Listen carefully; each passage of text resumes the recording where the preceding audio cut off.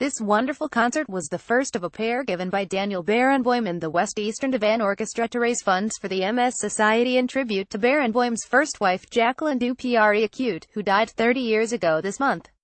The evening began with extracts from Christopher Nupin's film Jacqueline du Quixote, A Gift Beyond Words, a celebration of her talent and instinctive musicianship, recently shown on BBC4.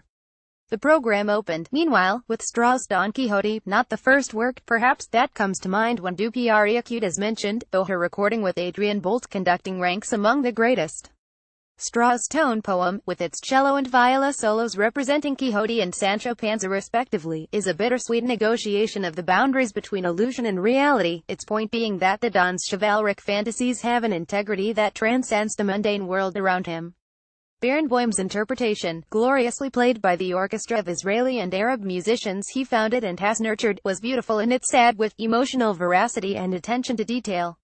Dulcinea's oboe solo, delicate and idealistic, hovered in the air at the start before a jumble of themes wedged against each other in delirious but clear counterpoint, suggested the clouding of Quixote's mind.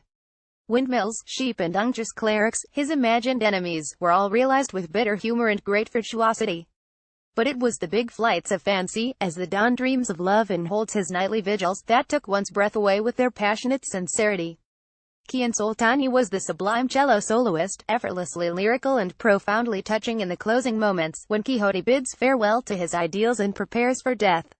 Miriam Menasherov, playing among the orchestral violas, dexterously outlined Sancho Panza's naive loquacity. The whole thing was outstanding, the best performance of the work I've heard live. Soltani joined the orchestral cellos after the interval for Tchaikovsky's Fifth Symphony, done on the most majestic of scales, and a high-voltage interpretation that captured the work's progression from darkness to light with remarkable vividness. Baleful clarinets at the start gave way to a real sense of turbulence as the first movement gathered momentum. The Andante's horn melody had wonderful poise, while the finale was exceptional in its elation and élan, broadcast on BBC Radio 3 on the 30th of October. Then on BBC iPlayer for 30 days.